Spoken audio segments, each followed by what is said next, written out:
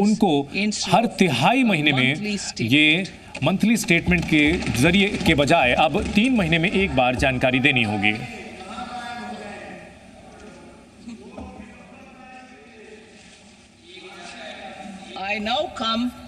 और अब हम सीधे जो डायरेक्ट टैक्स यानी प्रत्यक्ष कर की व्यवस्था है उस पर आते हैं। हमने पहले ये बताया है कि जो हम टैक्स में सुधार लागू कर रहे हैं और हम चाहते हैं कि हमारी जो योजना है, हमारा जो विजन है, उसको हम लागू करना चाहते हैं। हमारी सरकार ने पहले ये बताया था कि भारतीय न्याय संहिता लागू की है और ये भारतीय दंड संहिता की जगह पर आई है। और हमें ये बताते हुए खुशी हो रही है कि अब इस सदन को ये हम बताते हुए काफी खुशी हो रही है कि नए इनकम टैक्स बिल के लिए और इसी व्यवस्था को, इसी भावना को हम आगे रखेंगे। और हमने जब इसका निर्माण किया तो इसी को ध्यान में रखा है। और नया जो बिल होगा वो बहुत ही साफ होगा और इसमें जो अभी मौजूदा कानून है उससे आधे कानून रह जाएंगे और इससे टैक्स भरने वालों के लिए समझना आसान होगा और साथ ही साथ टैक्स नियामकों के लिए भी बहुत आसान होगा और इसमें जो मुकदमेबाजियां हैं वो कम हो सकेगी। और देखिए, जो सुधार हैं वो अंतिम लक्ष्य नहीं होते हैं, ये सिर्फ तरीका है ताकि जो बेहतर शासन उपलब्ध हो सके और अच्छा शासन उपलब्ध कराने के लिए हमें जिम्मेदार होना पड़ता है। captures this in verse 542 which reads vaanokki vaazhum ulagallam mannavan kol nokki vaazhum kudi, meaning और इसका अर्थ ये होता है कि citizens live expecting good governance। और जो नागरिक हैं उनको अच्छा शासन मिलना चाहिए और हमारी सरकार जो है वो हम चाहते हैं कि हम चाहते हैं कि जनता का ख्याल रखें और साथ ही साथ राष्ट्र निर्माण की भावना को हम अपने दिल में रखते हैं और हम राष्ट्र की निर्माण की जो कदम हैं वो उठा रहे हैं। और ये जो हम योजनाएं लागू कर रहे हैं ये प्रधानमंत्री नरेंद्र मोदी के मार्गदर्शन में लागू की जा रही हैं और इसका मकसद साफ है, राष्ट्र निर्माण को करना। मैं एक बार फिर से दोहराना चाहते हूँ, हमारी जो सरकार है प्रधानमंत्री नरेंद्र मोदी के मार्गदर्शन में हमने वो कदम उठाए हैं ताकि हम समझ सकें कि आखिरकार हमारे जो नागरिकों की आकांक्षाएं क्या हैं। हमने जो टैक्स को लेकर के जो प्रस्ताव दिए हैं वो इसी भावना के आधार पर हैं और हमने जो प्रस्ताव दिए हैं वो इस तरह से हैं। पर्सनल इनकम टैक्स में जो सुधार है उस पर मिडिल क्लास पर खास फोकस किया गया है। टीडीएस को और तार्किक बनाया जा रहा है ताकि जो मुश्किलें हैं उसको खत्म किया जा सके। हम चाहते हैं कि लोग खुद से अनुपालन करें, खुद से वॉलंटरी कंप्लायंस करें, कारोबार सुगम हो सके यानी ईज ऑफ डूइंग हो, रोजगार बढ़े और निवेश बढ़े। और हम अपने प्रस्ताव पर आते हैं, पर्सनल इनकम टैक्स पर आते हैं, उस पर हम सबसे आखिर में बताएंगे। टीडीएस और टीसीएस की अगर बात की जाए तो हम चाहते हैं कि जो चुनौतियां हैं उसको सरल बनाया जा सके। हम टैक्स डिडक्शन को कम करना चाहते हैं, यानी टैक्स डिडक्शन एट सोर्स होता है। हम इसमें जो सीमा है उसको बढ़ाएंगे, जो सीमा है वो बेहतर इसमें ये एक समान हो पाएगा।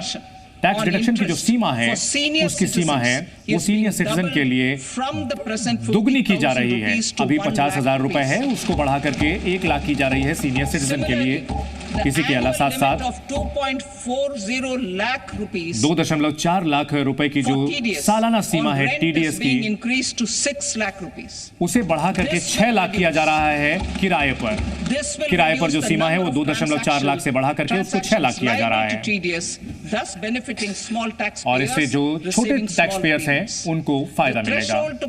और इसके अलावा जो टीसीएस होता है, टैक्स कलेक्टेड एट सोर्स, इसमें जो आरबीआई से जो अंतरण होता है यानी रेमिटेंस आता है विदेशों से, उसको 7 लाख से बढ़ाकर 10 लाख किया जा रहा है। ये सीमा बढ़ाई जा रही है और इसमें जो शिक्षा के क्षेत्र में शिक्षा के मकसद से जो लोन लिया जा रहा है, टीडीएस और टीसीएस की अगर हम बात की जाए तो वो किसी भी बिक्री के सामान पर लागू होगा। और ऐसे में जो अनुपालन की जो समस्याएं होती हैं यानी कंप्लायंस डिफिकल्टी होती है, उसमें हम टीसीएस का प्रस्ताव दे रहे हैं only in non-PAN cases.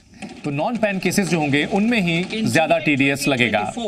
जुलाई 2024 में टीडीएस की जो ड्यू डेट की हमने इसको जो तय सीमा पर नहीं दे पाए थे उसको अपराध के दायरे से बाहर कर दिया था। अब इसे हम टीसीएस में भी लागू कर रहे हैं। प्रधानमंत्री नरेंद्र मोदी के नेतृत्व में जो सरकार है वो सबका साथ सबका विकास में, सबका विश्वास और सबके प्रयास में यकीन करती है और इसी के आधार पर हमने रिटर्न की फैसिलिटी को बेहतर किया था 2022 में, जिसमें लोग खुद से वॉलंटरी कंप्लायंस करें, यानी खुद से अनुपालन कर रहे थे। तो हमने जो टैक्स पेयर्स पर जो भरोसा जताया था वो काफी अच्छा रहा और लगभग 19 लाख लोगों ने अतिरिक्त टैक्स दे करके हमारे भरोसे को सही साबित किया। और इस कदम को हम आगे बढ़ाते हुए हम इसमें जो तय समय सीमा है उसको अपडेटेड रिटर्न्स भरने के लिए किसी भी असेसमेंट ईयर की जो सीमा होगी वो बढ़ा रहे हैं। 2 साल से बढ़ाकर अब इसे 4 साल किया जा रहा है। और इसके अलावा जो छोटे चैरिटेबल ट्रस्ट होते हैं उनको भी हम राहत देना चाहते हैं। हम चाहते हैं कि उनके रजिस्ट्रेशन का जो समय होता है उसको 5 साल से बढ़ाकर 10 साल कर रहे हैं।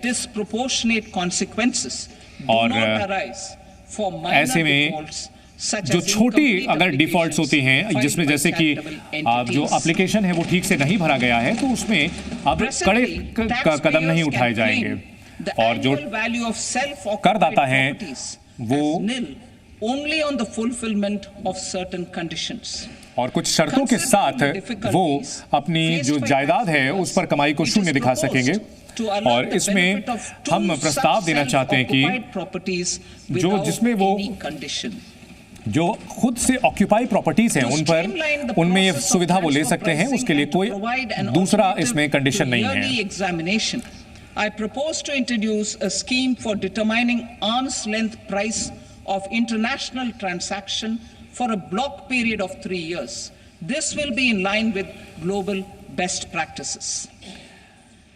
हम चाहते हैं कि मुकदमेबाजी कम हो और अंतर्राष्ट्रीय जो टैक्सेशन की सुविधा है वो बेहतर तरीके हो सके। हम चाहते हैं कि इसमें सुरक्षित जो प्रणाली है उसको लागू किया जा सके। हमारे जो सीनियर सिटीजन और जो काफी पुराने लोग हैं जिनके पास नेशनल सेविंग स्कीम्स अकाउंट हैं और ऐसे जो अकाउंट्स हैं उन पर ब्याज नहीं दिया जाता है, तो हम चाहते हैं कि एनएसएस में जो इंडिविजुअल हैं, जो लोग हैं, 29 अगस्त 2024 के बाद जो लोग इसमें से पैसे निकालते हैं, एनपीएस वात्सल्य योजना के लोगों को भी इसमें इसी तरह का फायदा मिलेगा।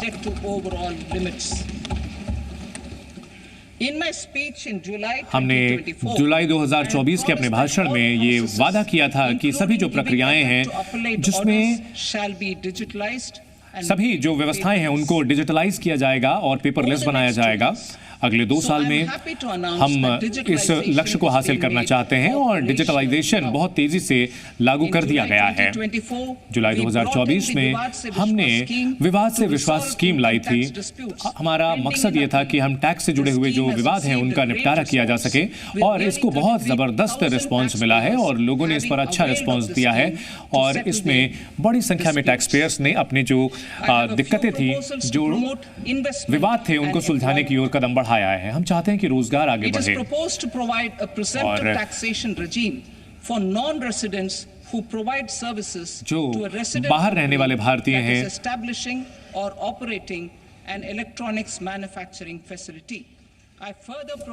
और हम इसको लेकर के और भी टैक्स के लिए for supply to specified electronics manufacturing units.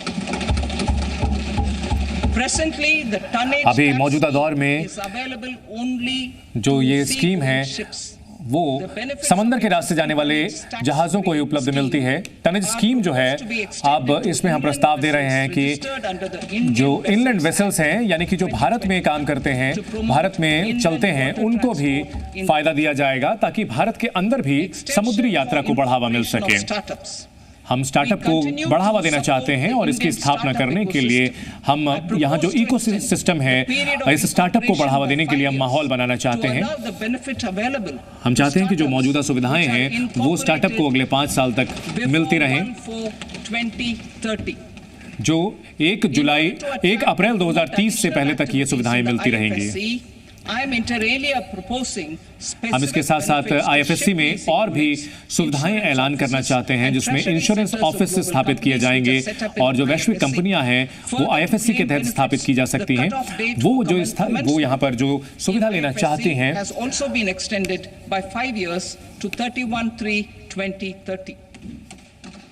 Category 1 and Category 2 AIFs are undertaking investments in infrastructure and other such sectors.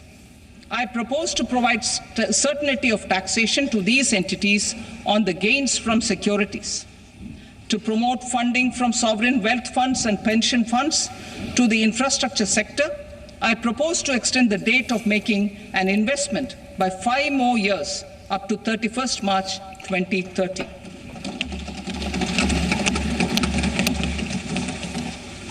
Personal income tax सुधार की अगर बात की जाए तो हमारा इसमें खास ध्यान मिडिल क्लास पर है।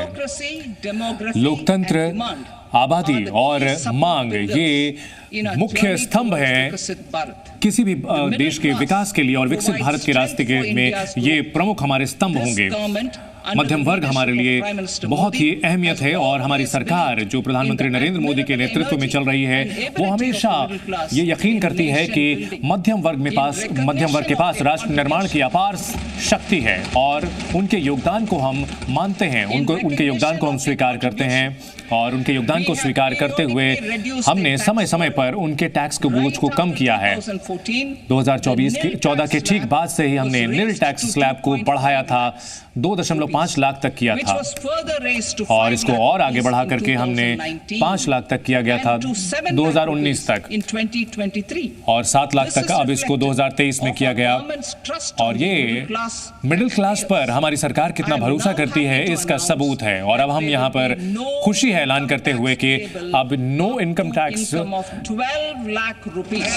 12 लाख रुपए तक कोई इनकम टैक्स नहीं देना होगा।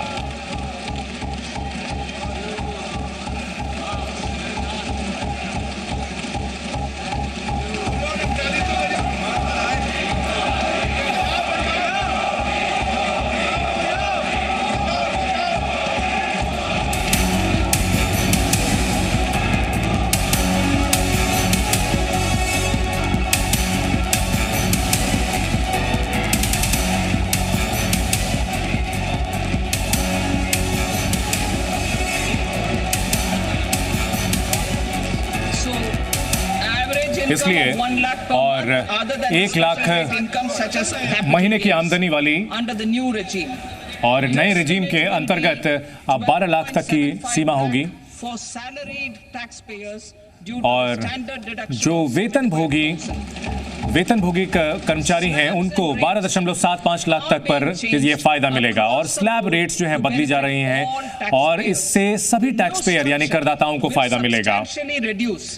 और आने वाले समय में मिडिल क्लास के ऊपर से टैक्स का बोझ कम होगा और उनके हाथ में पैसे होंगे, उनके पास जो घरेलू खर्च है वो बढ़ेगा, वो निवेश कर पाएंगे, वे बचत कर पाएंगे। और नई टैक्स रेजिम में टैक्स रेट स्ट्रक्चर हम इस तरह से बता रहे हैं, 0 से 4 लाख तक बिल्कुल नहीं, 4 से 8 लाख तक 5%, 8 से 12 लाख तक 10%, 12 से 16 लाख तक 15%, 16 से 20 लाख तक 20%, 20 से 24 लाख तक 25%, 25% और 24 लाख से ऊपर 30% का टैक्स लगेगा। जो करदाता हैं जो 12 लाख रुपए तक जिनकी सामान्य कमाई होती है, इसके अलावा जिसके पास कैपिटल गेन की कमाई आती है उसको छोड़ करके, तो 12 लाख तक की जिनकी कमाई है, जिनके पास कैपिटल गेन के रकम को छोड़ करके रेट रिडक्शन से उनको फायदा होगा, वो इस तरह से फायदा होगा कि उनको कोई भी टैक्स नहीं देना होगा। तो कुल जो टैक्स बेनिफिट जो होगा और रिबेट का होगा वो अलग अलग, इसमें कुछ उदाहरण के साथ हम बता सकते हैं। हम नए रजीम की बात करें